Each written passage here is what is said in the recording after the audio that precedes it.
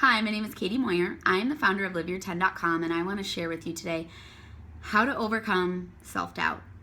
This has been something for me from a personal journey that has been a lot harder to figure out on my own, but as I do more and more scary things and as I really put myself out there, I have figured out that actually everything that I've done up to this point as a fitness instructor and as a fitness master trainer and helping people teach their own group fitness formats, that is ultimately what I've been doing my whole life. I just never realized it until I was going to try and put myself out there more and my own messages. And so overcoming self-doubt is real. And if you have that big, super scary goal or that thing you think would be just so awesome to do, but there's something that's holding you back, when you break it all down and you get back to the heart of it, of what's holding you back, it's probably self-doubt. Or I guess I'll vouch for me, that's exactly what it was.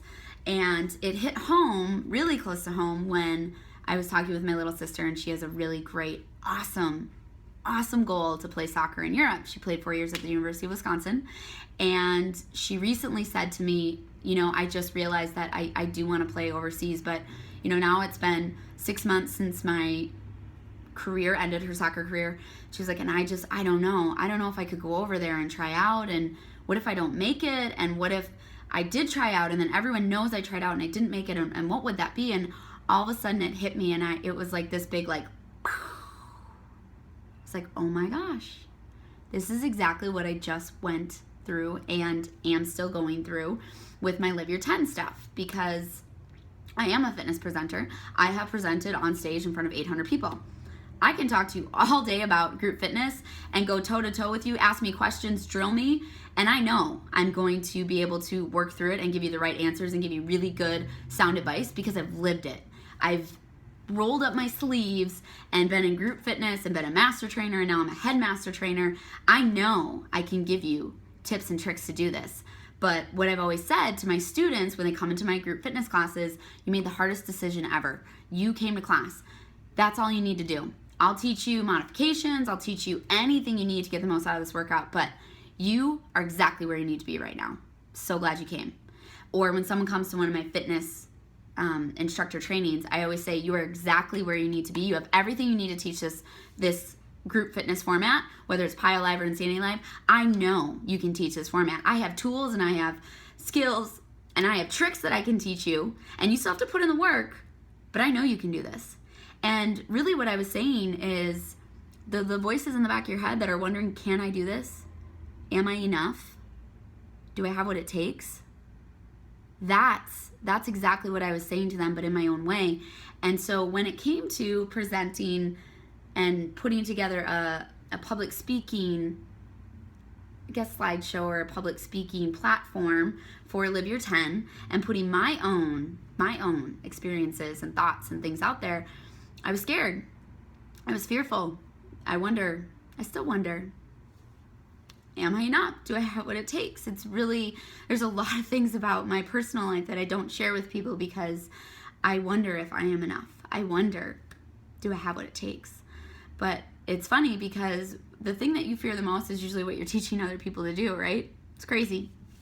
So anyway, when my sister said that she wanted to play soccer in Europe, and I was like, oh my gosh, I know, I seriously wanted to give her the biggest heart hug and had so much compassion because I was like, I know exactly how you feel right now.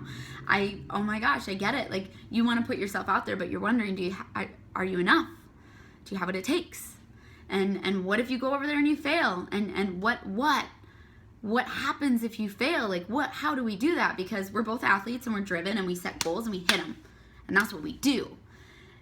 Doesn't mean there's not a lot of fear behind it. It doesn't mean that we don't think the same thoughts that every human being out there thinks. And that was like this big for me, because overcoming self-doubt, number one, you have to validate your fear. If I don't validate that really what's holding me back from Live Your 10, I could tell you I don't know how to do a website, and I don't know how to public speak, and I haven't been trained, and I haven't done the online academy. I don't have time for it. I could give you time and money objections all day long, technology objections, skill objections, all that stuff. However, it's really, I'm scared. Do I have what it takes? but it's just easier and people understand and let me get away with it really if I say I don't have time. I don't have the money to invest in a coach. I don't have money to create a website. I don't have money to do right? You'll let me get away with that. And so when I was talking to my little sister and I was like, yeah, you have to validate that. I remember saying, I get it. I was like, I feel you. To go over to Europe and try out and not make it, that would probably be the first time in your life that you've ever tried out for a team and not made it. I was like, that would be really, really hard. It's like, I don't know what that would feel like, because her fear is real and it's just as real as mine with Live Your 10. But here's the deal. I have to validate it because it's a real fear, and she needs to validate. She needs to step up and say, yeah, I'm really scared and I'm worried about this. I'm fearing this, because the next two steps don't work if you don't do that. Because once you know what you really fear, what you are so scared of, then I can talk to her and say, okay, so let's say you do this. What is the worst possible outcome from going out there and not making it? And she said, not making it. She goes, that would basically mean I failed. And I go, why would that mean you failed? And we talked a lot about it. And then it led to the next step. The key step is, what are the positive outcomes that even if you fail, what could come from this, right? Because let's say she goes over to Europe and she tries out, doesn't make it. Well, she gets to go over to Europe or New Zealand or Australia, wherever she goes. That sucks, right? I mean, I was sitting there, I'm like, come on, like going over to Europe, you can't, traveling is fun. So there's that. And then I said, and the second thing is, you already said that you wanted to get in shape and you want to get back at it. So this would help you get back in shape, right? So you go over there, you try it, and you come back, oh, but you're back in shape. I was like, that sucks. Which, again, I'm the older fitness sister, so that probably wasn't a good moment to bring in sarcasm. But she smiled, so it worked. I don't recommend sarcasm, but you see what I'm doing? Like, I'm going through her biggest fear, and I'm thinking about all these silly things that are actually positives that come out even if she fails.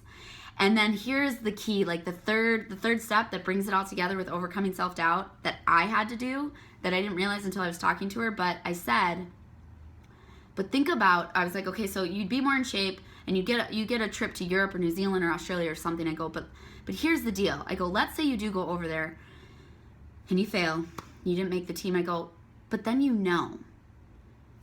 then you know that this wasn't the right thing for you, and you'll just move on to something else. Because if you move on to something else right now, in 6 months, in a year, in 5 years, in 10 years, you could regret not even trying, right? Like that fear of regret of not trying. I go, for me, because I was trying to explain to her that I validated this. I go, the fear for me is that you look back in 6 months or 12 months or 5 years, 10 years, or even when you're 60 and you think, gosh, why didn't anyone tell me to just go to Europe and just do it and just see what happens? I go, at the end of the day, that fear of regret, like that would be a bigger fear than this fear of going over there and yeah, you fail and you have to come back home.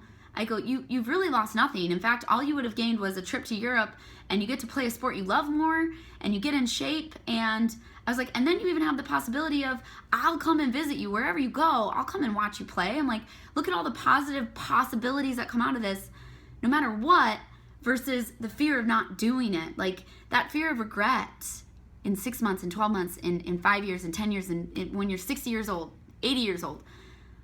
I was like, do you want that? I mean, come on. And that's the bigger picture, is because the fear of her trying out and failing, that's a real fear. But that fear of regret outweighs that fear of failing.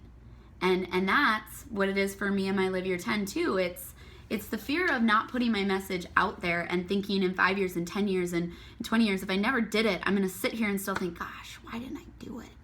Why didn't I just go for the life that I wanted? Why didn't I do it? I had nothing to lose besides knowing that it really didn't work out. You're right. I could lose a lot of money. Fair enough.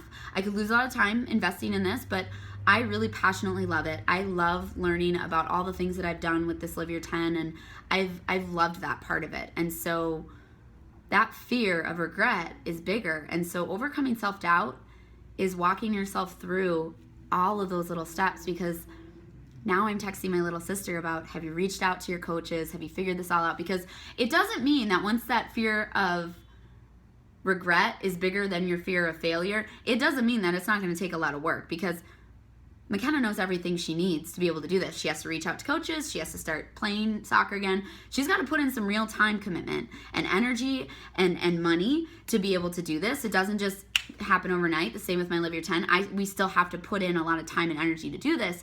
However, it's still the point that now it's like I get to talk to her about all this really cool stuff, that she gets to enjoy the journey with it. And that's what overcoming self-doubt is it's, you got to walk yourself through all of these things and realize that the fear of regret is just way bigger than the fear of failure or the fear of, am I enough? Do I have what it takes? Because she does have everything she needs to be able to do this. She has what it takes. I could have told her that a long time ago. But if she doesn't validate her fear, if she doesn't look at that fear and see, okay, what is the worst possible outcome from it?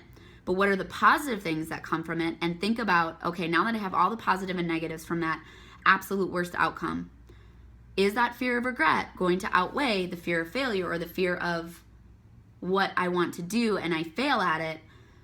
Would that overcome, would my fear of regret of not doing it outweigh that? And that's just what you have to ask yourself, because overcoming self-doubt is hard. I mean, no matter what you fear is real. And it is scary, and 92% of what we fear never actually comes to fruition. I heard that stat the other day, and I was just like, why do I let fear control so much of my life if 92% of it never even happens? Hello? So my call to action on this is that you go out and you do these 3 steps with the thing that you really want to achieve in life, but you're holding yourself back because at the heart of it, you really are just scared and thinking, am I enough? Do I have what it takes? Can I really do this? Because you can. I'm not going to say that it's going to be easy. It's going to take a lot of work, a lot of time, a lot of energy, probably even some money. That's just life.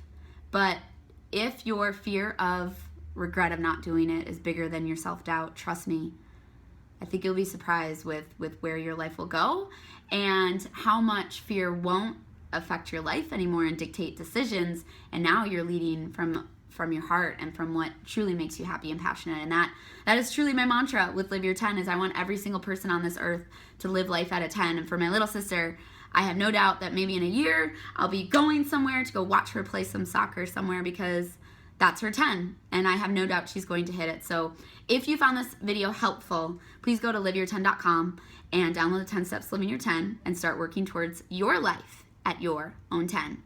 And thanks so much for watching.